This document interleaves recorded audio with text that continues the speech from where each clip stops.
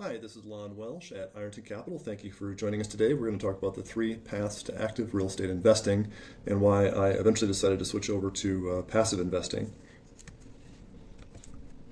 So I'm going to show you a lot of actual case studies and hard data today, and notice none of that should be interpreted as a claim of income, implied or otherwise. As we share these case studies and proprietary formulas, there's going to be a lot of forward-looking statements, and none of the information that is in today's presentation should be construed to be an offer of an investment opportunity. If you'd like to do that, we'll send you all the formal documents so you can fully evaluate it with your entire financial team. Any type of investment involves a degree of risk, so you'll want to have your financial team help you look at that, and there's a lot of company-sourced information in here as well. So who am I and why should you listen to me? So if you haven't been following us, here's a brief introduction. My name's Lon Welsh. I'm a founder and the managing partner. And after 8 years of strategy consulting with Deloitte and Accenture, I've been in commercial real estate for about 20 years. Cumulatively, over all the projects I've done, I've had more than a 20% internal rate of return over the lifetime of all the products I've done. I'm the founder of the largest Colorado independent real estate brokerage called York Castle Real Estate. We have over 750 agents and we do more than 3,000 deals a year. And I've been able to learn a lot over 20 years from watching all of them. Also the founder of First Alliance Title before I sold that. Really good experience. I'm also on the Denver board of directors of the Denver Zoo, the Boys and Girls Club, and the Ronald McDonald House here in Denver. Brent Geyer is our CEO, and he's got a lot of experience in real estate acquisition, development, land use, particularly in urban and resort markets. He's done over $1 billion in transactions. He was at KPMG as a CPA before he started all that. And Richard Landry is our wizard of portfolio management. He managed more than $3 billion across equities, real estate, debt, and credit products for hedge funds and private equity funds and public and private companies. So he helps us with a lot of our research. He was at Goldman Sachs before he started all this. So the fastest and most predictable path to financial security is passive investing. If you can put your investments on autopilot, then you're on the way. You're on the way to be just where you want with true freedom, especially if you can do it in a reasonable period of time. And I think that's really what we all want, freedom to experience life to the fullest while we're still hardy and healthy enough to enjoy it. And that's really what this training is all about. So here's specifically three things we're going to learn today. The three most accessible paths to active real estate investing, how to manage your risk, how to avoid making costly mistakes so you can shorten your learning curve and not take as many hits as I did when I was getting started out, how to diversify your investments so hopefully you can retire a little sooner. So I promise that by the end you're going to learn what you didn't know and you can feel confident moving forward. Hopefully that sounds pretty good. Great. So here's why this is all particularly important to you right now. As you probably have noticed, most of what you hear on the news about investing is really wrong. Let's face it, the talking heads are there to sell news and panic, not to give really good information. As they say, if it bleeds, it leads. A lot of the so-called real estate educators have no long-term, multi-market, real-world experience that's been through multiple market cycles, and they haven't learned when the real buy signals are. So we're going to try to share some of that knowledge with you today so you've got that power. So you might ask, are these three investing paths for you? So if you've been considering active real estate investing, but you don't have the time to invest, then this is for you. We'll also show you a passive method. If you're a novice investor trying to make your first investment, you'll be a lot like I was when I started. I think you'll get a lot of good insights from this. If you're an active investor who's tired of the constant 1031 exchanges or being a landlord and having the headaches associated with it, you're going to get a lot out of this today. And if you want to capitalize on markets before the opportunities are gone, but you don't have the confidence to move forward, we're going to give you a lot of that information that you need today. So the ultimate mission is to help you do all this quickly and consistently and to share what I've learned so you don't have to make my mistakes. So knowledge is power, and I want to shorten your learning curve. So when you start leaving the heavy lifting to the experts, you're going to immediately notice how much happier you are and how much easier it is to build a legacy for whatever your longer term goals are. So during our time today, you're going to have the opportunity to see the world of investing through our experienced eyes. You're going to see how this system has changed our take and how we went from active to passive investing and we got out of the rat race. Does that sound pretty good? Let's dive in. If you're watching this, you're probably pretty successful in your business or profession or investing. So some of these paths you're going to recognize, so you'll recognize that what we're going to say is true. You've likely struggled with real estate investing in the past, and today we're going to try to clarify why that happened and what you can do differently to move forward. Does that sound good? I've been an active real estate investor for over 20 years. I first got interested in real estate when I was trying to figure out my own retirement in my late 20s. So the common rule of thumb was that you could spend about 4% of your savings. So you could withdraw 4% of your retirement savings in the first year, and whatever was left over from appreciation would make the balance a little bit bigger, so it'd be sort of indexed to inflation. So if you had $500,000 saved, you could take out $20,000 in the first year. So in other words, just doing a little algebra, to get $1 of consistent retirement income, you need $25 in savings. So that formula is $1 spending divided by the 4% return means $25 in savings. So I wanted to have about $200,000 a year after, Social Security. I would need to have something on the order of $5 million saved up after tax to generate the income that I wanted in retirement. So where does this 4% rule come from? Well, it's the expected return of your portfolio. So stocks and bonds as a blended portfolio, on average, historically have returned about 7 or 8% per year. And if you take that 7% and you back out the expected inflation of about 3%, 4%, that's the safe amount to withdraw and have your balance increase a little to keep pace with inflation over time. So I looked at that number and said, that sounds like a lot of money. It'd be a lot of work for me. I started researching real estate and realized that I could probably make more along the lines of a 17% annual return gross. If I took out the 3% for inflation, I could take out 14% per year. And if I wanted to have $200,000 a year spend, I'd only need $1.43 million of savings. So basically I could cut the savings I had to acquire by about 2/3 to get the same lifestyle in retirement. And that is what got me really started on the trail to real estate. So there's a lot of other advantages to this if you're risk adverse. A well-diversified real estate portfolio typically will exhibit lower investment risk compared to a stock and bond portfolio. It's just not as volatile over time. In fact, according to research by the National Council of Real Estate Investment Fiduciaries, real estate investments often provide more stable and predictable returns over the long term with less volatility than stocks. So you think, wow, that sounds too good to be true. What's the catch? Well, the catch is there's no liquidity to it, right? So if you've got a bunch of money in the stock market and you want to pull it out, you've got the right to do that. The money in 72 hours, as opposed to if you own a couple of apartment buildings, it's a lot more of a headache to be able to get the money out. So you'd never want all of your portfolio to be on real estate for this reason. You only want to have part of it in there. And then, of course, always have part of it in the stock and bond market as well. Talk to your financial advisor and they'll give you some really great advice on this before you execute your plan. So in the mid-1990s, it was really plausible you could make 20% internal rate of return in real estate. Internal rate of return, if you're not familiar with it, is a metric to help you figure out how much it's the equivalent, like if you had a certificate of deposit at the bank for a period of time, what rate would that CD have to have the same return as this real estate investment or this stock investment? And we want to look at the 4 different drivers of value creation for real estate. The obvious one that everybody thinks on and focuses on is the cash flow from the tenant each month. There's also paying down the principal balance of the loan. That's not very large at first, but it really grows over time. There's a lot of tax benefits like depreciation, which help to reduce your taxes. And then, of course, the appreciation of the property in some situations may be the biggest driver of all. So Albert Einstein once said that compounding interest is the 8th wonder of the world. And see for yourself. If you take a look at this chart, I'm going to assume that you start with $100,000 investments in either real estate, stocks, or bonds. And if we're getting 20% annualized returns on real estate, you can see that in 20 years, that 100 grand is going to grow to 3.8 million. Meanwhile, the stock market on average has returned about 10% per year. So that same investment would grow to about 670,000.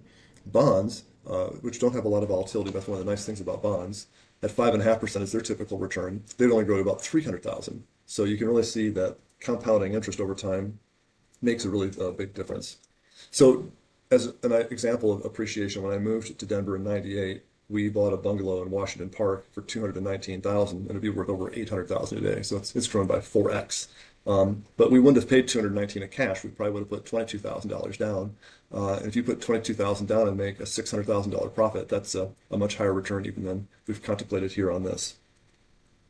So let's start to look at the different paths to active real estate investing. I started doing fix and flips in about 2000 to generate more cash flow. So in the late 90s and the early 2000s, the average days on market in those days was around 90 days on market. There was lots of inventory to look at. It wasn't all that hard to find good projects.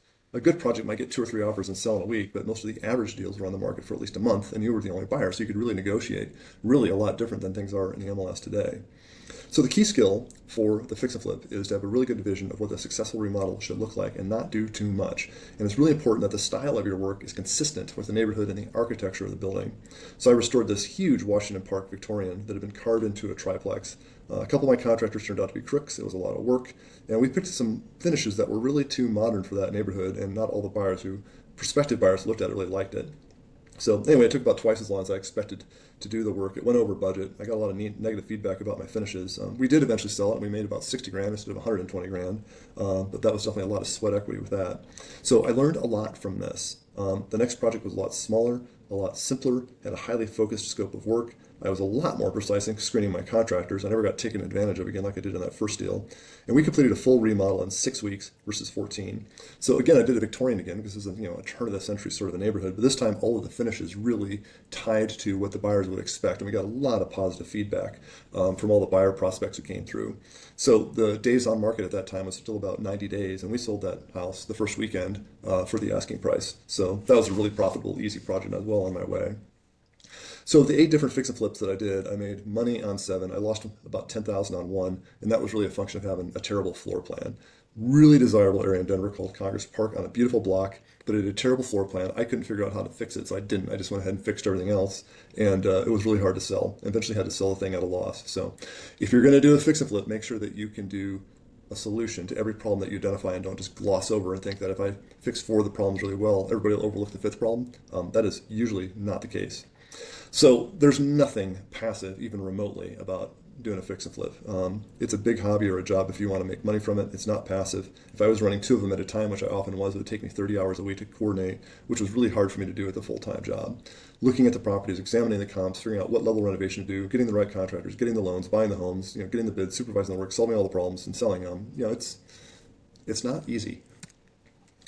So I switched from fix and flips to buying beat up rentals. So I could take a 4-plex that was in disrepair with low rents and or a high vacancy, repair the units and release them at a higher rent. And with a better cash flow, after 6 months and I had a stable profit and loss statement, I could refinance the property, usually take out almost all of my cash and still keep the asset. And then since I had the down payment back, I could go buy the next building. So if you take a look at this particular project, you can see that the IRR would be really, really strong. This is a property I bought in 2009, did a little bit of renovation on it. This is the bottom of the market. So this is like an unusually great example. This strategy will always work. This is like the best in class example of it.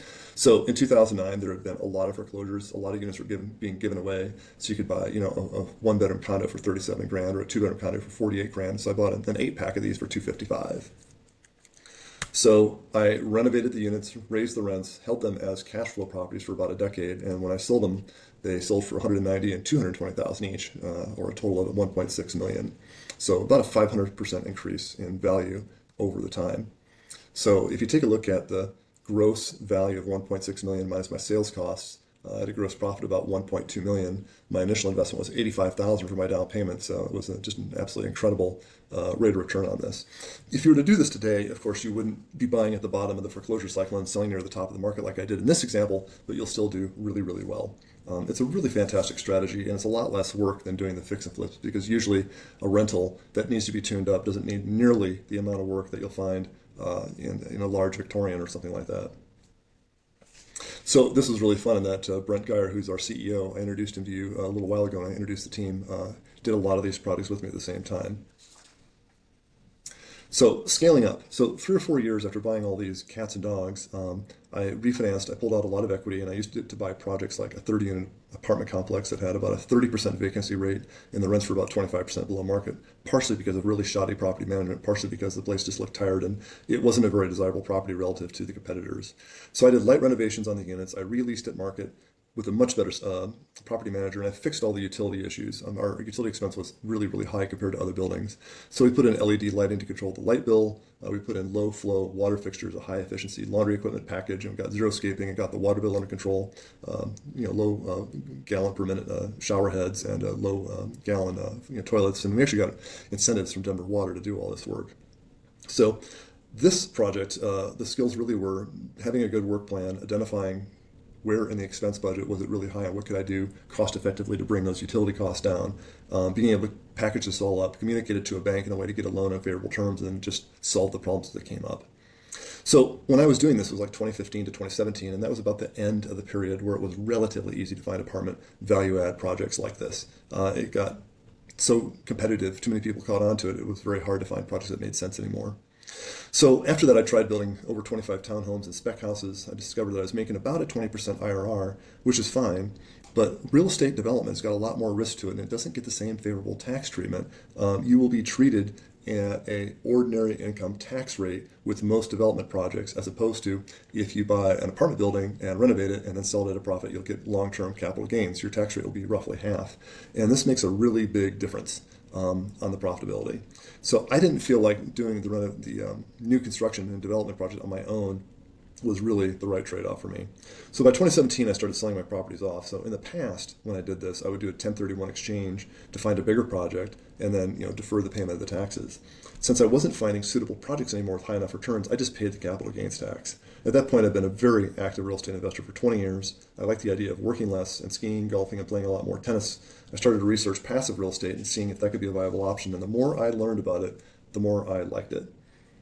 So with active investing, I was responsible, and you will be too if you decide to choose one of these three paths. Here's just a short list. Understand the market trends, make intelligent decisions about what to buy, how much, if any, renovation to do, find the deal, which in Denver at least was getting very difficult, doing all the appropriate due diligence, arranging the financing, being personally responsible for the loan. The property manager would do most of the day-to-day work, but I still had to supervise the manager as well as the bookkeeper and double-check their work, and you'd be surprised how often they make mistakes. There's enough problems to solve for everyone. So when you own the project, you never really get out of the trenches. And then I had to decide when and how to sell at the right time and then manage the sales and negotiation process. And then I'd be on a tight 1031 exchange scheduled to repeat the process one more time. So I don't want to gripe about this. This is like the ultimate first world problem. And I'm sure a lot of people listening to this would probably want to trade places with me, but it did feel an awful lot like being on a treadmill. So I decided it was time for me to try life off the active investing treadmill. So instead of me doing all the work, with passive investing, I was going to have a project sponsor do all that work. So the passive investor, or the limited partner, the LP, usually just sends in a check at the beginning and gets a check back at the end. They get a preferred return, usually somewhere between 5 and 8% per year, and they get paid first. But still a lot of work being an LP because you've got to participate in each project individually, and you have to write a large check for each project, which was a relatively large risk. It's hard to get a good degree of diversification. So the third method I figured out, which really was the solution, is rather than finding and negotiating with each sponsor individually, there could be a general partner who found a lot of projects for the LPs, and each LP could have a small slice of each project. This mitigated a lot of the risk. I could participate in a lot more projects. The GP would take care of all the due diligence and the accounting. The LPs, limited partners, still get all the preferred returns and after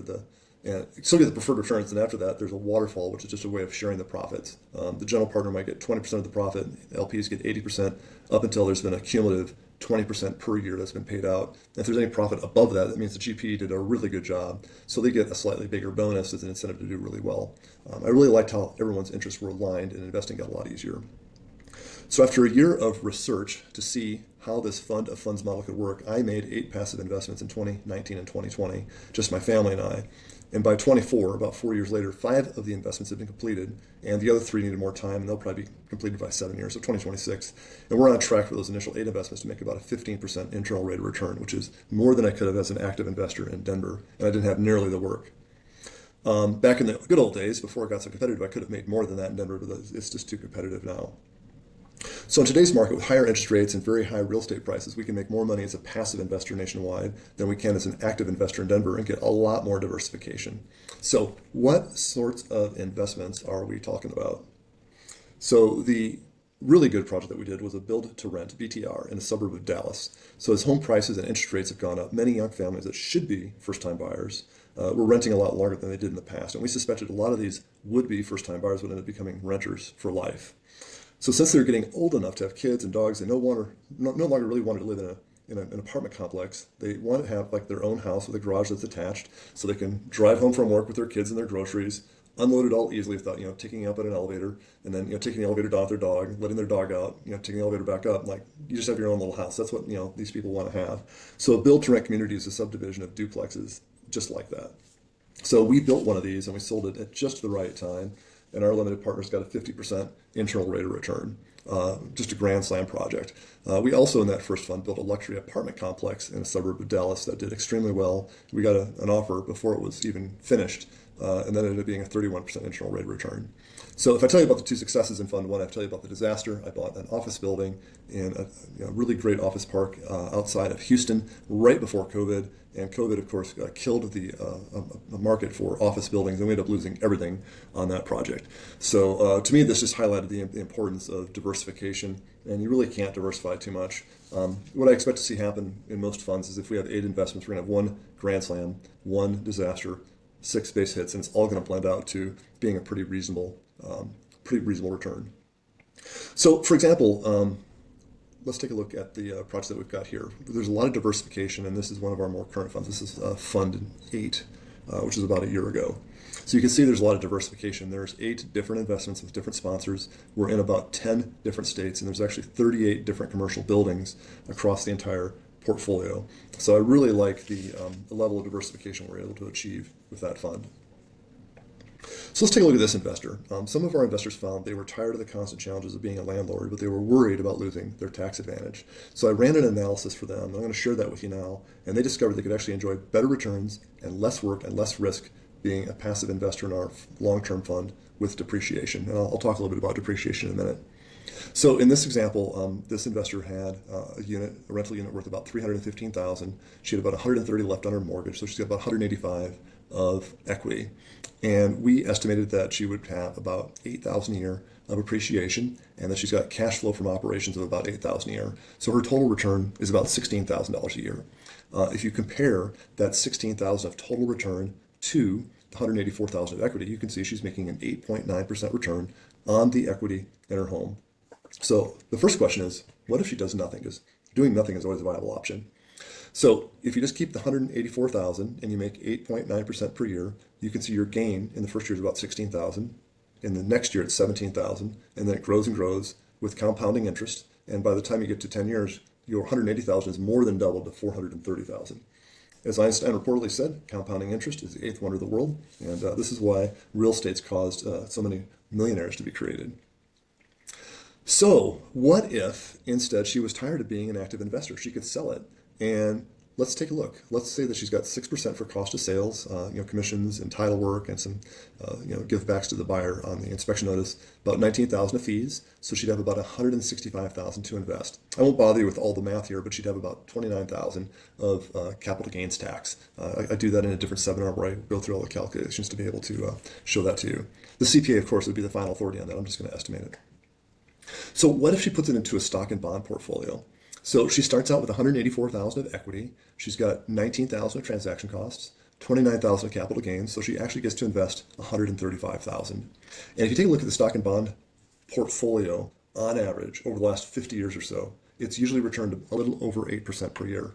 So if we compound this investment, you'll see that it more than doubles from $135,000 to $295,000 over the course of a decade. So she'd make a little more keeping the property and dealing with all the headaches, but the stocks and bonds are really easy and very liquid. She can access the money anytime she wants, which is very much not true with real estate. So another option is she could sell the property and invest it with us in our medium-term income fund, which on average pays about 12%. So the amount she gets to invest is just about the same. So she's got $184,000 of equity from her old rental, $19,000 for transaction costs, $29,000 for capital gains. So she gets to invest $135,000, same as the stock market example. But this time she's going to be making 12% per year because that's our target return with MTI. And over 10 years, that's going to grow to $420,000. So it's just a little bit short of the wealth creation if she kept the investment and she doesn't have any of the headaches and she's got some degree of liquidity, a little bit better than she would have if she stuck with owning the house for sure. So a final option for her is she could put it into our National Diversified Fund. So we have two options. There's an A class of shares, gets a slightly higher preferred return, but none of the depreciation. So if you're investing in an IRA or if you're not selling a rental property, talk to your CPA, but that'll probably be the answer for you. Or we have a B share class that gets a slightly lower preferred return, but gets all of the depreciation. So let's take a look here. You can see that with the NDF8, we had the same transaction cost to sell the house, but our capital gains is only $15,000 instead of $29,000. So we've cut the capital gains tax in half because the depreciation we can generate from the fund will offset much of the capital gains. Now, as I record this, Congress is just finalizing up the tax bill. There is a provision in there to accelerate the recognition of depreciation. So if that passes as written right now, we'd be able to give you quite a lot more of a capital gains shield than as we have in this example. But this will certainly illustrate our point. So the target return for Fund 8 is 17% a year. So you can see that this initial investment of $149,000, if you look at the bottom, grows to $720,000. So if you compare that to the do nothing strategy, she'll make 60-70% more money by selling and being a passive investor than by just sitting put and doing it with her current rental. So what is the bottom line of all these scenarios? Do nothing, sell in 10 years, make $430,000. Sell now, invest in the income fund with quarterly dividends, make $420,000. Sell now, invest in the long-term national diversified fund and make 720. So the choice really comes down to how much liquidity does she need to have.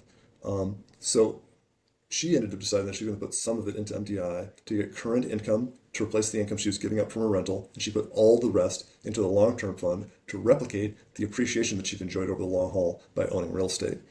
And this is, what we like to do at Ironton is give individual investors, people who are not big enough to have a family office finding deals for them, to give them solutions to get their lifestyle back, spend more time with their family, and actually still create a lot of wealth for their family over the years. So you can see this is why our investors like leaving the heavy lifting to us. Jared, who after 15 months struggling nonstop with his rentals, he sold many of them to invest passively with us. He says, it feels good to have the time back with these now passive investments. Ironton made it really easy. Or maybe you're like Jay, who shared Ironton Capital helped me reduce my time and headaches when I had managed my rental. Jay actually sold his rentals, and not only has it made his life easier, we're on track to get him better returns as well. In Justin's case, he was able to transition from all the hard work of being a small business owner into the owner of a passive portfolio, and he has moved to Portugal and is living there. So now imagine and picture this. You finally get to have your time back, time to relax and enjoy quality time with the people who matter while your portfolio continues to grow. I want that for you. So let me ask you, did we provide some value for you today? Did you get some insight into what you might be missing when you thought passive investing in real estate was out of your reach? Would you like to learn more? Since every investor is not the same, from long-term growth to short and medium-term liquidity, different portfolios, mostly real estate, but some that are not related to real estate or the stock market. So before I give you this opportunity, let me show you the features and benefits. Joining Ironton will give you rapid results because we do all the finding, touring, due diligence, and arrange the financing. And you'll have more time to do what you want, when you want, with the people who you enjoy being with. You'll have much better diversification across geography, asset class, strategy, and these investments are entirely and truly passive. We do all the heavy lifting, provide the quarterly updates, and you just deposit the gains. Does that make sense? If I did a good job, would it be okay if I share with you now how you can go deeper with us if this turns out to be right for you? Now, this investment is not for those who want to do things the hard way. It's for accredited investors who are done dealing with renters or looking at endless deals to try to find the one gem and are ready to leave all the heavy lifting to the experts. So what's unaccredited investors? The regulations specify you have to meet one of these criteria. So if you're a single income household with over 200,000 of income, a dual household income over 300, or if you have investable assets, not counting your primary residence over $1 million, any one of those three things, you are accredited. So as we said, there's a lot of ways to fund the investments, and we're happy to jump on the phone with you to discuss all the options so that when you talk to your financial advisors, they can help you really fine-tune which approach will be the best for you. And we're truly invested in making this world a better place. Our general partners have donated over $250,000 to these charities over the last 5 years, and we're excited to give more as we succeed together. We do plan to donate about 10% of our profits to local charities or nonprofits. So investing is individual to each person. We've set aside some time for you and would like to get on the phone to answer all of your questions after you have this presentation. So use this direct link to book a 15-minute call with our investor relations team, and you can share your investing goals and see if Ironton is a good fit for your goals. It's not just about the returns, but it's also about the time that you have to invest in making them and the risks that you're taking along the way. We're here to make that an easier process for you. So our time is limited. Please go ahead and book now, and I look forward to talking to you soon.